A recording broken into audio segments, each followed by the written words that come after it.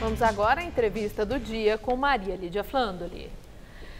Eu converso com João Batista de Andrade, cineasta e ex-ministro da Cultura no governo Temer, sobre a cultura como forma de política pública. E eu agradeço muito sua presença hoje e lembro que João Batista de Andrade tem uma densa experiência na vida pública como secretário da Cultura no estado de São Paulo, presidente do Memorial da América Latina e também como ministro da Cultura no governo Temer. É verdade que ficou pouco. E eu quero começar por aí. Me lembro muito bem no momento em que você deixou o governo Temer, dizendo que aquele ministério ficava inviável com um corte de 43% no orçamento do ministério. E isso somado, aí entra já a minha reflexão. Desde o começo, Temer não queria nem Ministério da Cultura. Os secretários de Estado da Cultura de 19 estados fizeram uma carta protestando porque o governo Temer não honrava os contratos que eram feitos com as secretarias de cultura. Quero começar por aí. O que explica o desapreço à cultura, assim, explicitado pelo governo Temer? Olha, Maria, primeiro, eu fui para o Ministério como eu fiz de muitas vezes na minha vida, isto é, eu não tenho ilusão de que uma hora vai ter um poder assim, amante da cultura, que vai falar, João Batista, faça o que você quiser, tal. Eu já tive uma experiência de sentido muito positiva, que eu vou contar depois. Mas eu não espero isso, eu não tenho essa ilusão. Então, toda a vida eu trabalhei em condições péssimas, às vezes ditadura, tal, tentando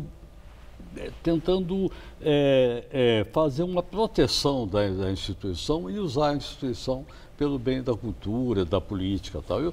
E é assim que eu fui para lá no governo Temer. Você fala, bom, você era do governo Temer, eu sinceramente tenho muita dúvida, pelo seguinte, eu fui lá ajudar o Roberto, que era Sim. como secretário executivo do Ministério. Roberto Freire, que era do PPS, do PPS. Como você é do PPS. Pois é, eu não sou mais, eu me desfiliei para se ficar desfiliou. sem partido. Sim, sim. Mas, e aí, o Roberto saiu, eu fiquei ministro. E numa situação curiosa que é o seguinte, o Roberto saiu como crítica ao Temer, porque o PPS naquela época queria que o Temer renunciasse, por causa daquelas denúncias e tal. Eu acho uma coisa apressadinha, eu não concordei muito com aquilo, não, embora não tenha nada a ver com esse governo Temer, mas eu fiquei no Ministério e falei, bom, eu vou tentar bloquear o Ministério. Mas sentiu o desapreço pela cultura lá? Muito grande, mas eu vou até simplificar para você. O Ministério da Cultura oferece pouco para os partidos políticos. Os partidos políticos, aquilo ali não tem dinheiro, não tem Quer dizer, para barganha, para o balcão de negócios, não é interessante. Fica lá para trás, tal, né? Então, esse governo de presidencialismo, né, de coalizão, tal, na verdade serve para isso. Porque, quer dizer, quem é que disse que ministérios, e principalmente o Ministério da Cultura, tem que ser dado para um partido político?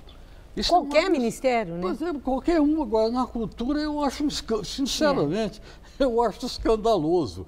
E eu tive mais noção disso quando eu fui para o Ministério. Mas agora é interessante, eu já vi numa entrevista sua uma referência de que Michel Temer é um acadêmico cheio de regras e que, na verdade, ele não tinha poder político, que o cargo que era investido de poder político e não a figura do Temer. E ele passou, né? Houve o impeachment, Temer entrou no lugar da Dilma, é presidente da República e ali na presidência ele passando por momentos dificílimos, uma rejeição da população com números inéditos, a questão dele também das denúncias do Joesley Batista que bateram frontalmente contra o Temer e ele está às duras penas com tudo, com as questões da Lava Jato, tendo de responder e de enfrentar e denúncias dos ministros atolados até o pescoço em denúncias gravíssimas e o homem está lá. Está firme. Tem ou não tem poder político Michel Temer? Tem o cargo, é isso que você falou, o cargo tem poder. E, afinal de contas, tem o exército, tem dinheiro para liberar, muito dinheiro para liberar. Então, eu até criticava, porque reduz o orçamento do Ministério da Cultura, mas tem um dinheiro enorme para os deputados, para suas propostas, né, de uso nas suas bases e tal, né? Um dinheiro incrivelmente. Eu, no Ministério da Cultura, ficava babando de ver aquelas cifras todas, né? Aliás, as cifras de dinheiro no Brasil faz qualquer um babar, né? As cifras do quê? Do quanto que sumiu, do quanto que está depositado não sei onde e tal, não são cifras pequenas. As cifras da corrupção que são muito impactantes. São muito grandes, mas eu me preocupo mais com a corrupção não está aí sendo tratada pela justiça e tal. Eu, sinceramente, me preocupo mais com esse assalto ao poder, quer dizer, a estrutura, o poder que os cargos, né, dão para os partidos e para as pessoas, fazem com que o governo não muda. Não muda, o governo não muda, é o mesmo de sempre. Esse ano é eleitoral. E nós estamos vendo que tanta coisa está acontecendo, inclusive os movimentos, os debates nas redes sociais. Acredita numa virada política ou que não muda? Isso aí é uma dúvida. Eu torço muito para que a população tenha juízo e vote bem. Eu sempre falo assim, meus votos de um bom 2018 e de bons votos em outubro de 2018, porque a população é fundamental para isso. E tomara que ela seja quieta, ela está muito crítica, a população está muito crítica, e tomara que ela, por dentro, tenha esse espírito, ou tenha essa coisa de contribuir para que o Brasil retorne à sua grandiosidade, ao amor que a gente tem a esse país e tal, mas precisa limpar na política. A última questão. O seu filme O Homem que Virou Suco está na nossa memória, premiadíssimo. E até um bordão, né, quando a gente se refere a alguma personalidade que perdeu prestígio ou alguém que não conseguiu, que tinha um intento e fracasso, etc. Até hoje se fala isso. Aí, aplicando aos tempos atuais. Lula, que foi um dos grandes líderes políticos do Brasil e que enfrenta imensas dificuldades, réu em muitas ações, já é condenado em primeira instância, vai ser julgado agora no dia 24. É verdade que ele está em primeiro lugar nas pesquisas de preferência de voto para a presidência da República. Você diria que Lula é o homem que virou suco? Já disseram isso que é. Não, estou perguntando a você. Porque ele está no filme.